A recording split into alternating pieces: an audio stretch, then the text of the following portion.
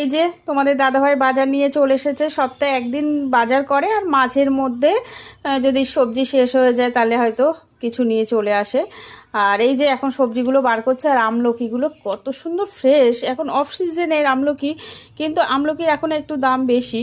যাই হোক, চলো সবজিগুলো বার করে নিই। প্রত্যেক দিনের যখনই সবজি নিয়ে আসে ফাঁকার তলায় তো রেখে দিই সবজিগুলো বার করে। তো এখন তো ভালো করেই শুকাতে হবে, কেননা এখন সবজিতে, সব সবজিতে জল।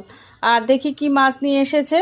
মাছ যখনই নিয়ে আসে জানোই তো, কেটে নিয়ে আসে। আর রুই মাছ নিয়ে এসেছে, আর দেখছি মনে হচ্ছে এটা ইলিশ মাছ। আর এই যে, হ্যাঁ, এটা ইলিশ মাছ। তাহলে এখন রান্না বান্না তো করতে হবে।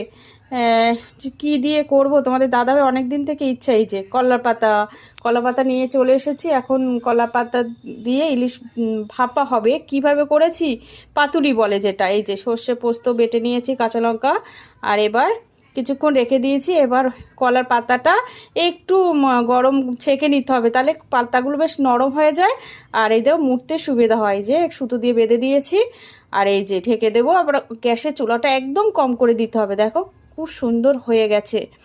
মানে পাতাটা যেন একটু পোড়া পোড়া থাকে, নাইলে মানে মাছটা ভালোভাবে সিদ্ধ হবে না। যাই হোক, তো মনে হচ্ছে সুন্দরভাবেই হয়েছে। এই যে দেখো খুব সুন্দর হয়েছে একেবারে।